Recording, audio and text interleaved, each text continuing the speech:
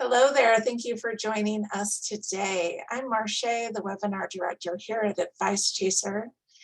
And before we introduce our guests and get started, I do need to do a little bit of legal housekeeping. Advice Chaser, the host of this webinar, is not a registered investment advisor. We cannot and do not give financial advice. Today's presentation is for educational purposes only and cannot be considered advice for any person's individual situation. Advice Chaser regularly hosts informative webinars, such as this one, featuring a variety of knowledgeable professionals, many of whom are licensed advisors.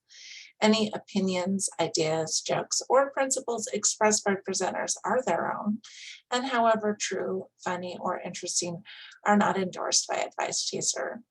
Please do not act on the information you hear today without consulting a qualified financial professional.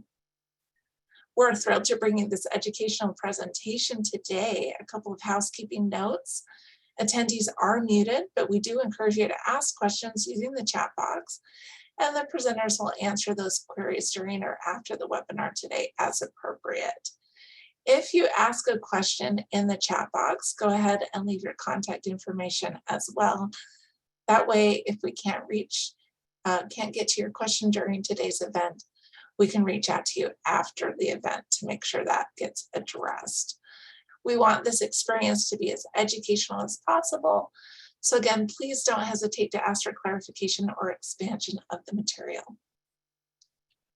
Well, I'd love to introduce you to our guest today.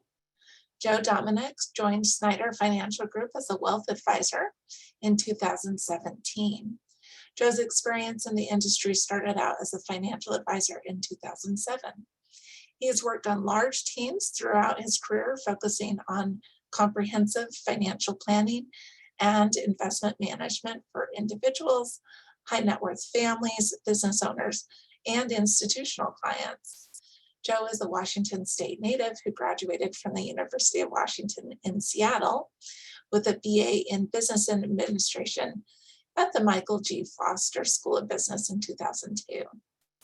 In 2008, Joe earned the designation of Chartered Retirement Planning Counselor from the College for Financial Planning. And in 2019, Joe earned the designation of Accredited Portfolio Management Advisor, also from the College for Financial Planning. Joe is life, disability, variable life, and variable annuity licensed as well. And Joe, we're so excited to have you back. And I'm going to go ahead and turn the time over to you now. Thank you, Marche. I do appreciate that. Nice introduction. Well, today, thank you, everybody. Hello, and I hope all is well with you and your family today. My name again, Joe Dominic. I'm a wealth advisor at Snyder Financial Group in Bellevue, Washington. I'm sure many of you that saw the title of this presentation joined the meeting because you or someone you know is facing a decision around their pension. I often meet with many clients or prospective clients that are faced with the decision to make at retirement around whether to take a lump sum pension or turn that pension into a lifetime annuity. If you or someone you know is blessed with this decision, that is wonderful, but there are a lot of considerations and factors that must go into making that decision. Whether to go one way or the other is unique to that person's individual financial plan. And I would say advisors really need to be unbiased and help steer their client to making the right decision based on a variety of factors that must be considered in a comprehensive analysis. So what exactly is a pension? You've heard this word before. You've probably heard the word lump sum or lifetime annuity, annuitizing the dollars for retirement, a guaranteed source of income, if you will. But a pension is really, employers make regular contributions to a pool of funds set aside for a worker's future retirement. So as you're working, the employer's contributing to a trust fund, if you will, that is set aside for someday when you want to draw that money and use it for the rest of your life. They're relatively rare now. I'll have some fun historical facts to share here in a moment that I've done some research on as well, just looking historically. But they are relatively rare. So you probably don't hear about a lot of people that have pensions any longer. But some companies still have them, especially a lot of government institutions and the like. Often they include vesting requirements, which means that you need to work there for a certain amount of years for you to fully be vested or own that income someday. And they're generally tax deferred. Pension funds primarily are funded by the employer as opposed to a 401k plan, which are mostly funded by the employee. So here's some fun historical facts. Pensions were first introduced in the US in 1875 by American Express. We all know the company American Express. They were the first one to ever introduce a pension. By the turn of the 20th century, many corporations began to grow and offer pensions to their employees, namely utility companies, banking, manufacturing companies initially. But by 1960, nearly half of the private sector workforce had a pension. After the Revenue Act of 1978, so going back a few decades, most private sector employers started freezing their pension plans by stopping further funding as they shifted to employee funded defined contribution plans. So think 401ks, right?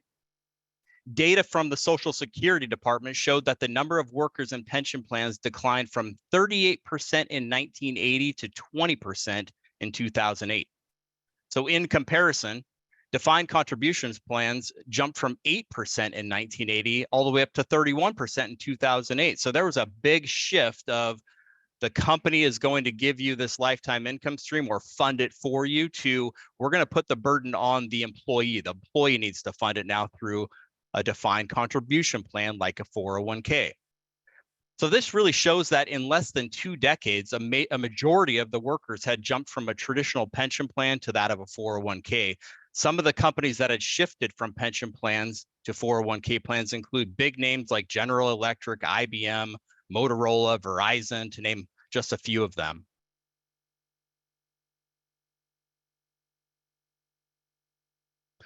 So it's always helpful to define, what is an employer-sponsored retirement plans? And a pension would be one of them, but there's really 2 main types. One is a defined benefit plan, which guarantees a set monthly payment for life, annuitizing, making it a lifetime income stream, if you will, or a lump sum payment upon retiring. So whether or not you have that choice to take a lump sum or to annuitize and turn into a lifetime income stream, that's what we need to get to the heart of for your individual situation. On the other hand is a defined contribution plan, which we just kind of went over the history of that, a 401k. It really is an investment account that can potentially grow throughout the employee's working years and beyond. The balance is generally available to the employee upon retirement. So the employee funds the 401k plan. A company, of course, can do their company matching program as well. But the defined contribution plan is really, the onus is on the employee. And there's a lot of flexibility that can come with that as well. So when you are in retirement, you choose what to do with that 401k or that 403b, whatever it is, as far as the defined contribution plan. You have flexibility and control of what to do with those invested dollars. You could leave it in the plan. You could send it to your bank, probably pay a lot of taxes in doing so.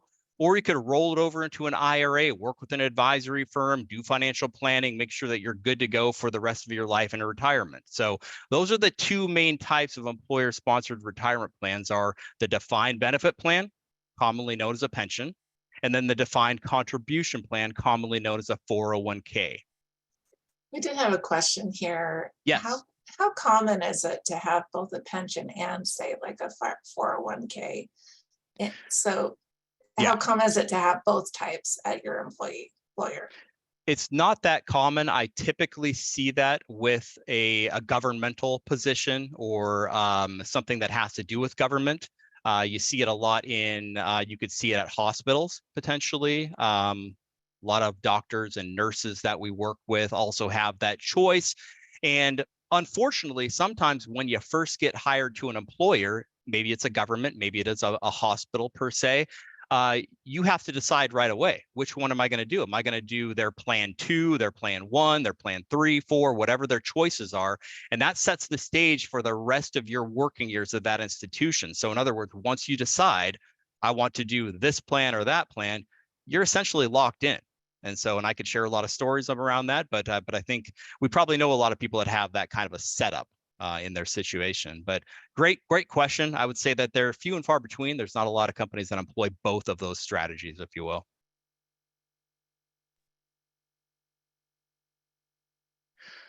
So how do you decide? So if you have a choice between taking a lump sum amount at retirement or turning it into a life annuity that pays you for the rest of your life, a certain dollar amount per year, how do you make that decision? And what factors do you need to consider to making a decision on whether or not you choose to take control of the assets, work with an advisory firm, or manage it on your own, having the flexibility? Or do you want that guaranteed income for the rest of your life and not really having any flexibility or control over what you do with those assets? Now, remember, you work all these years, right? And so you build up and you accumulate assets. And whether or not you choose to go one direction or the other, it really is based on a lot of factors for consideration. And so really when you work with an advisory firm, or if you do it on your own and you want to assess the situation on your own, you really do need to dive into your personal financial plan and really consider a lot of different factors like your age, your health, your expected lifetime to mortality. I'll tell you just a quick observation. When I do planning for clients, and we're looking at all these factors, one thing you got to consider is when you look at the lifetime guaranteed income, a lot of these annuities or lifetime components are built around mortality for a man or a woman. So what I always like to do in that analysis is really look at the mortality factor, not living to 100 years old or 110 years old. Once you start doing that, you can really kind of throw off the analysis. So a good advisory firm that employs a strategy of discovery in whether or not you should take a lump sum or a pension, they've got to have the right framework to help you make that decision. So I just wanted to kind of throw that out there.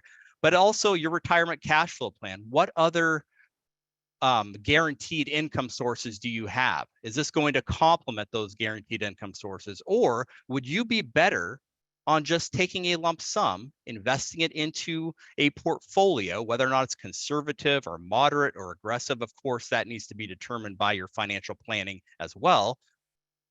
And then you have flexibility on deciding how do you want to begin to take or draw income in retirement appropriately to your plan.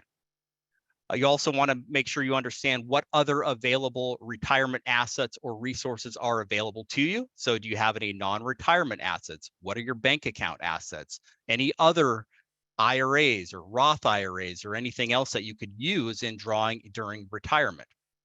And then what I think is one of the most important factors in figuring out if you wanted to have a lump sum, again, flexibility and control, or if you wanted to turn that on as income, is your plans for leaving a legacy to your beneficiaries, your children, charities, any relatives, friends, right? Planning on leaving a legacy. And we'll go over that here in a moment. But once you've made the decision, it's really locked in. So that's why this is such an important decision in anybody's financial life that is blessed with being able to decide one way or the other. So let's talk about the lump sum. So the lump sum really does give you flexibility, control. You can decide what you want to do with those accumulated dollars once you hit the finish line or retirement. You can transfer it to an IRA where you could potentially create your own lifetime income stream. I would advise you to work with a firm or an advisory firm if you don't know where to start with that decision or how to turn that on into an income stream. But you also must manage it very carefully, just like any other retirement asset. So if you want to do it on your own, then you can do that. But you have to make sure that you do it appropriately and pertaining to your financial plan. The one characteristic of taking the lump sum, or I would say one of the benefits potentially could be the opportunity to leave a legacy. So when we talk about the lifetime income stream or the lifetime annuity portion, so if you choose to turn on the income and forego the lump sum, again, you make that decision, it's set in stone. What happens is that typically most companies will offer you a survivorship benefit.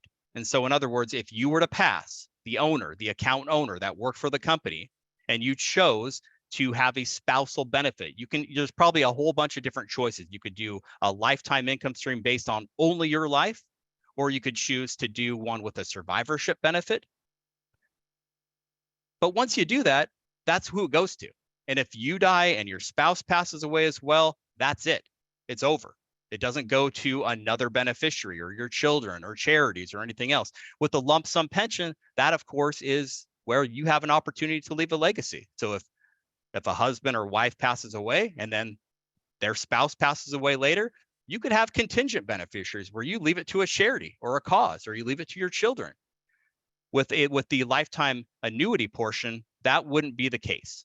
And so that's where you have basically it falls to your spouse as well. So, and we'll talk more about the lifetime annuity portion on the next slide here. We did have a question come in that I wanted to address because it does talk about that lump sum. Are there limits to the amount of money that you can transfer to a Roth or a traditional IRA if it's a lump sum pension amount? That's a great question as well. Well, it really has to do with when this money is built up tax deferred over time, it's more than likely going to be in that pre-tax account, right? So when you decide, what I mean by that is that you haven't paid taxes on this, right? So the moment that we're starting to talk about maybe shifting some of those assets over to a Roth IRA, which is an after-tax account, you're going to pay taxes. So there's really no limit. So in other words, if you work for ABC company, right? Not a real company, I don't think, but ABC company, and they have a pension, you retire, you've got $1 million sitting in your pension. You have a choice. Do I want to turn on a lifetime annuity, annuitize it for the rest of your life, and forego the lump sum?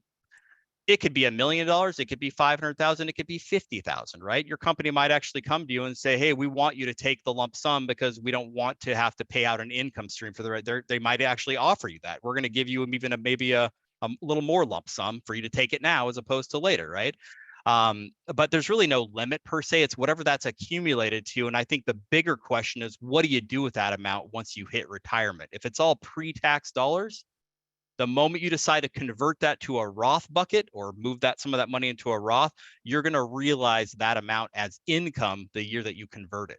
So that's the bigger question, I think. I hope that does answer that question, but there wouldn't be a limit per se. If you had $1 million, you could roll that into a pre-tax IRA if you wanted to.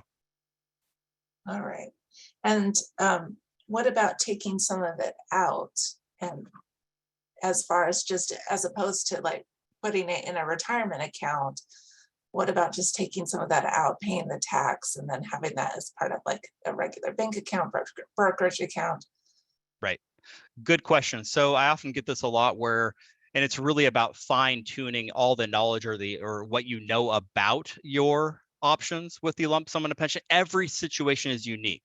One company versus yet the other company, they're going to be completely different with their plan documents and what your options are, what have you. One of those determinations is, can you take out a partial lump sum and annuitize the rest? In other words, turn the rest into some plan documents. Some companies say, nope, it's all or nothing. You can take either all the lump sum, or you got to go one direction or the other. Or some will say, yeah, you can take up to blank % of your lump sum, and the rest will allow you to turn into a lifetime income stream. Very particular to each plan and the plan documents at your company. So, and that's actually one of the next slides we're going to go through, or how do you find this information? Because that's really at the heart of this, is you've got to gather these documents and this information and look over all that information. All right, well, we talked about the lump sum. Let's go ahead. I know you've talked already a little bit about that lifetime annuity, but let's review that once more. Absolutely. So the lifetime annuity, think annuity, right? So you're turning this into an income stream for the rest of your life. So it's a guaranteed defined amount of benefits when you retire typically. So if you retire maybe younger than a certain age, again, going back to the plan documents, maybe it allows you to start taking it or turning on that annuity income stream at an earlier age than your typical 65 years of age or what have you. So again, all that information is going to be packed into all your documents in the plan. But generally, there's a larger monthly amount than you might get from the dividends from a lump sum option. And what I mean by that is if you reinvested the money in, let's just say, a guaranteed product, right, at a bank account yielding 0.005% or 1% or 2% or whatever the environment is right now. Obviously, it's been a little bit lower, but it's inching upwards. But typically, it's going to probably be a little bit of a bigger amount per se on a monthly basis than doing so. Where you can make a difference is obviously reinvesting that money according to your risk tolerance. So if you're conservative or moderate, you have some stock exposure over time, that should probably do pretty well, right? Just like the stock market over time has done well, right? There's certain time frames where it might not do as well. That's the risk that you would take in investing that money in some type of a portfolio based on your risk. Options typically would include either, we mentioned this earlier, a single life annuity for the retiree that's only for one life. So that would be for the account owner. They worked at ABC company, they turn it on for just their life.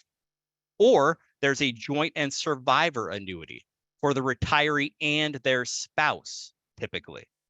And so what do you think happens in that scenario? Do you think that the joint and survivor annuity, if they're going to pay for 2 lives, is going to be as much as the single life annuity? The answer is no.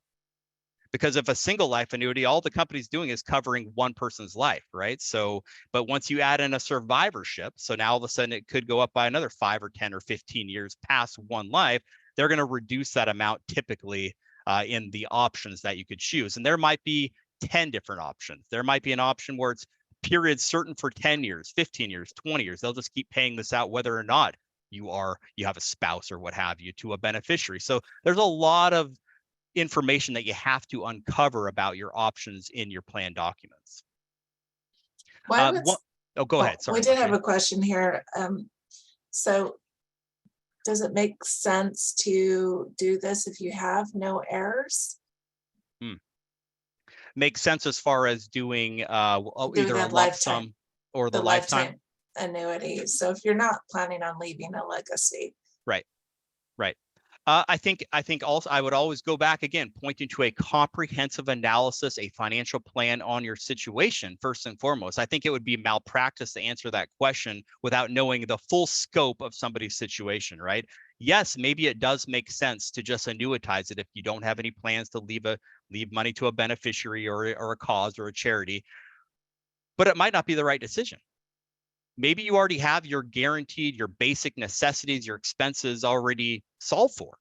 And now what we're looking for is maybe you might want to be a little bit more aggressive with the money to add, more dollars to other goals in your financial life and retirement. So I couldn't tell you whether or not that might be the best decision one way or the other. That's really the main, I would say, takeaway from this conversation is that we really have to unpeel the onion. You really have to look under the hood. You've got to get real granular on everybody's specific situation before you make a decision like this. There's a lot of determinants here.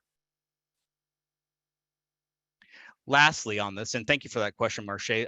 Lastly, once you and your spouse pass away, there generally is no opportunity to leave beneficiaries that annuity. It's typically just your spouse, right? So if you choose that option for a joint and survivor annuity, and you don't have to, you could be married and say, I only want it for my life, right? But you know what? Your spouse is going to have to sign a form that says you chose that route. So just to make sure that it's all legitimate in the decision. So.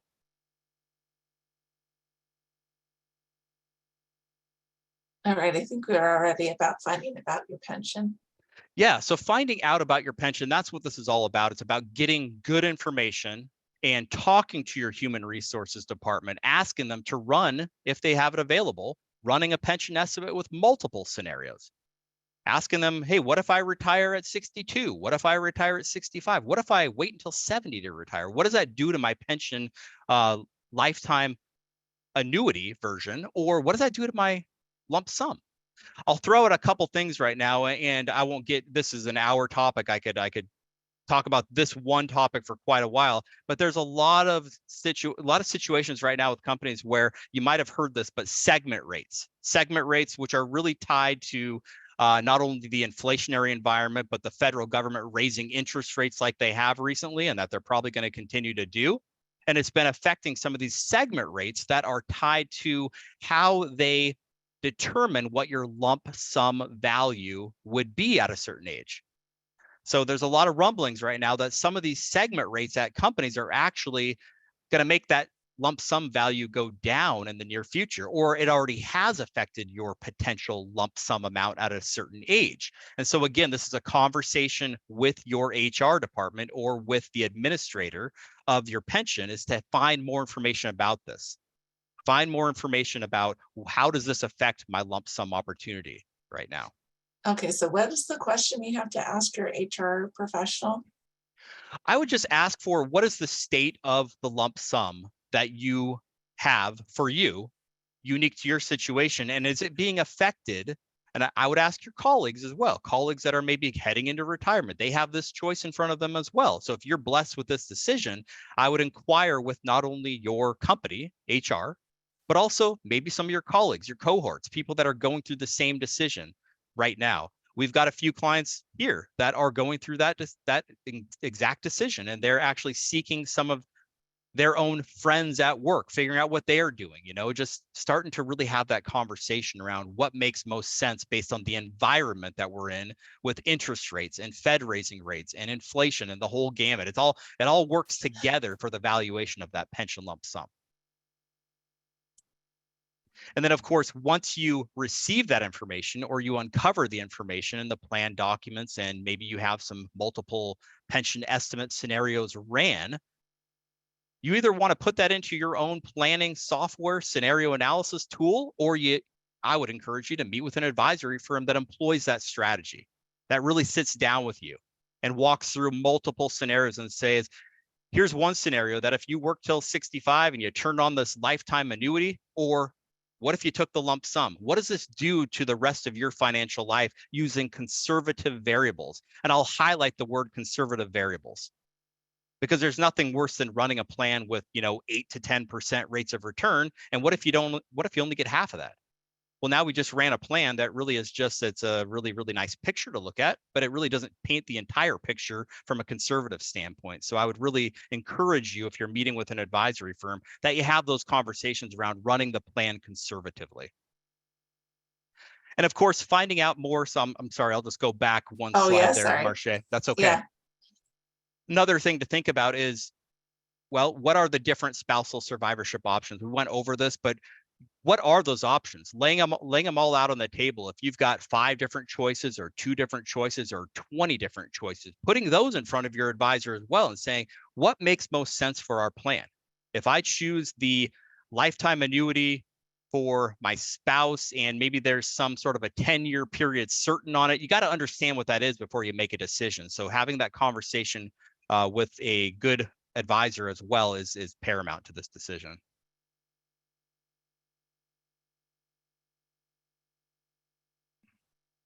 I think we already covered some of this, but Yeah, it's a quite a good bit. little review.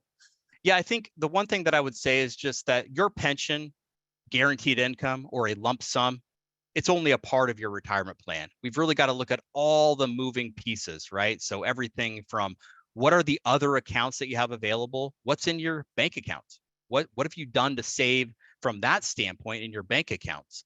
What have you saved in your 401k? If you have an old IRA, a 401k, a spouse might have one. You got to put this all into a scenario, into a tool that will show you the cash flow using conservative variables. And then even inviting in Monte Carlo simulation, where a computer will actually stress test 1,000 different scenarios as well. And now you can really get a good feel for what is my probability of success. And I think the pension does play a key role in this, but you got to have it intertwined with everything else in your financial life, all the goals, the objectives, whether or not you're going to be a homeowner in retirement, or if you still carry a mortgage. There's so many factors into this, from a guaranteed income source versus what if we had the lump sum and we reinvested it into a portfolio. So there's a lot of other items that you really want to look at in total with this decision.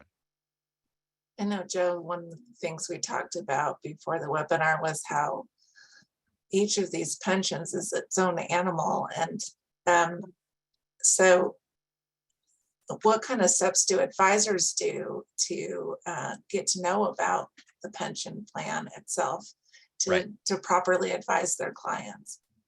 Yeah, that's a great question. It's really about communication, right? So if you're in a relationship with an advisor, this should have already been at the top of the list, one of those items, right? Where when we're doing comprehensive planning with clients, we're looking at every detail in a client's financial life. I want to know everything about your income. I want to know everything about your assets, your liabilities, your goals, right? We've got to lay that all on the table.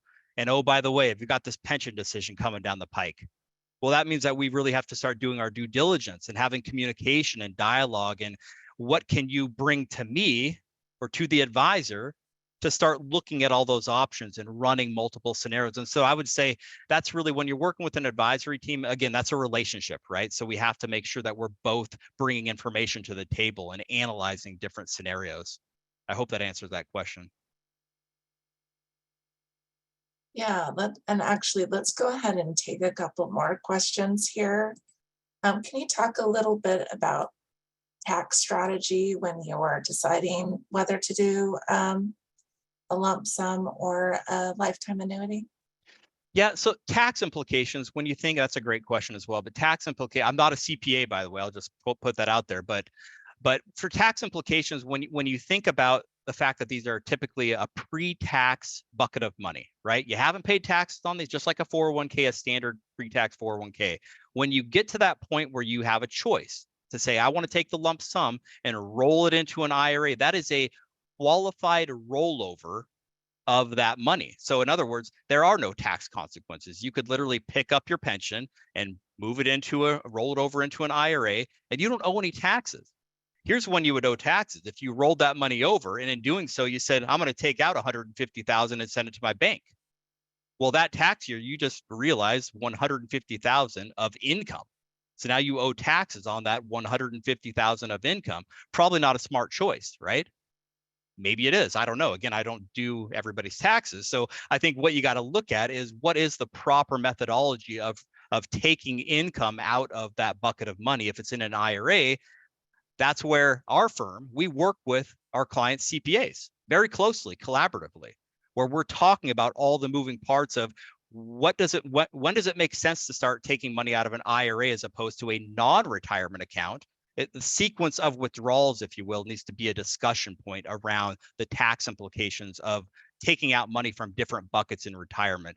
If you're looking at turning on the lifetime annuity, that's a different story, right? That's going to be taxed at your ordinary income tax rate in retirement. So that would be, again, that would be a conversation with your CPA, or if you do your own taxes, you'd have to run some scenarios as well to see what does it look like if I'm receiving, I'm just throwing this out there, $30,000, $40,000 a year from an income source like an annuity, right? So that's where it's just, again, it's a discovery and making sure that the professionals in your financial life are actually talking to each other, and your advisor is talking with your CPA or estate planning attorney, and that we're all collaboratively trying to optimize your situation from not only a tax perspective, but also from an asset management perspective. All right, we have another good question here. Uh, who actually administers the pension fund? Where is that housed? Right. So typically pension. So if you're talking about the actual pension dollars that you leave in, typically what it is put into a trust. So it's put into a trust. And so then the management's really, it's supported by the company. So the company really, they have I guess the liability of that pension potentially, right? But it could be custodied somewhere else, right? So it might be at some other firm or institution. And then all the plan documents and all of the structure of that potential or of the pension, if you will, it's still governed by the company, but also by the administrator that the company hires to administer the pension dollars to their employees. And there's insurance behind it, and we've heard about pension. What's the risk of a company going out of business and I don't get my pension? Well, it is backstopped by some government institutions, if you will, and so the likelihood of that probably pretty low, but it's still something that people get concerned about, right? They might work for a company and it's not really a known company, and what if they did go out of business? I kind of just want to get my money out of there if that were the case. Of course, that could also be part of that conversation. I mean, nobody knows, right? I mean, things could happen, yes, but it is backstopped by the Pension Benefit Guaranty Corporation, PGBC. All right, here's a good question. I have a pension that I had at an old job. Can I move it to somewhere else so I can manage it? Or do I need to keep it there until I retire?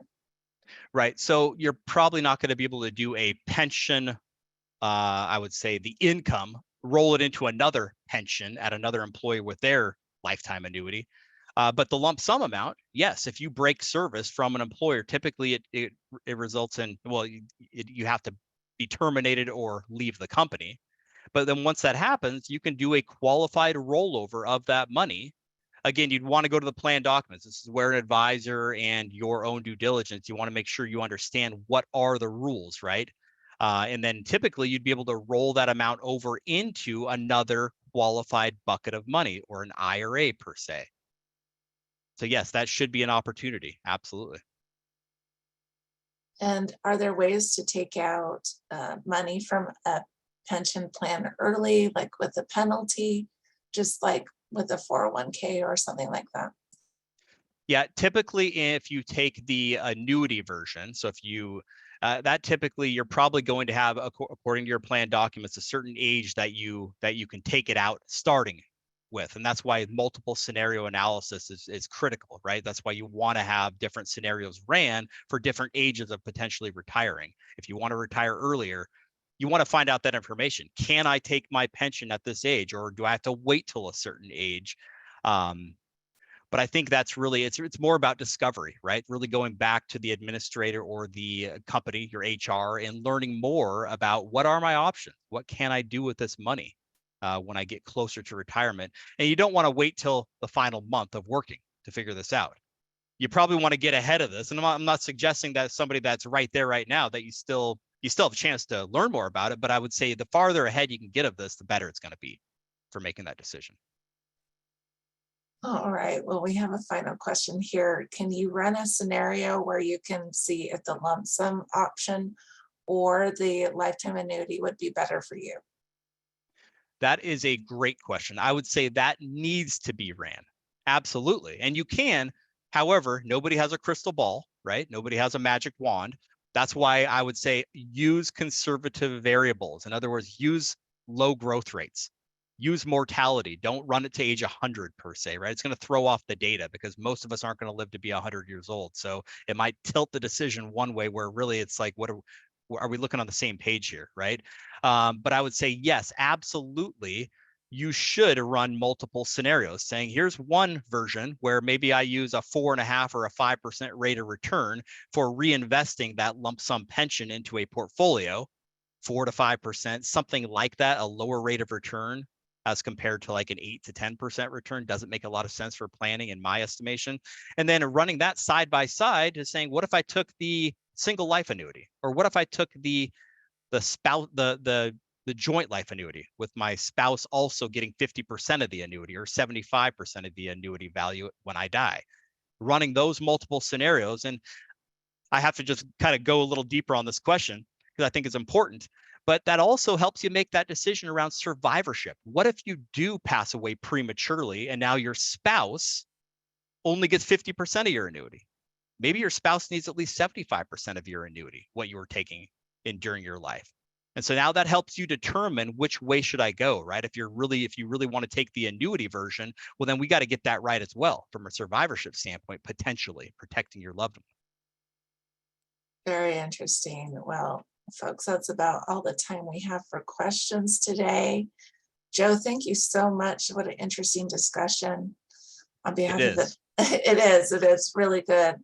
On behalf of the Advice Juicer, we want to thank you and also the organizations that have worked with us to bring you this webinar today. Thank you to our attendees for attending. Look for an email soon with a link to the replay of this event. And you're welcome to share that replay with your friends and family or colleagues if you're at a company that has a pension and you want to share that as well. Here at Advice Chaser, we're all about helping you find a financial advisor who's a great fit for your life and your financial questions. Our matching service is free to you, and every one of our advisor partners has committed to offer a free initial consultation to anyone we introduce them to. Find out more by going to advicechaser.com and clicking on the link to find an advisor. Well, we're getting some thank yous in the chat, Joe. Thank you again for being here, folks. And we will see everyone hopefully at another webinar very soon. Goodbye, everyone. Thank you so much.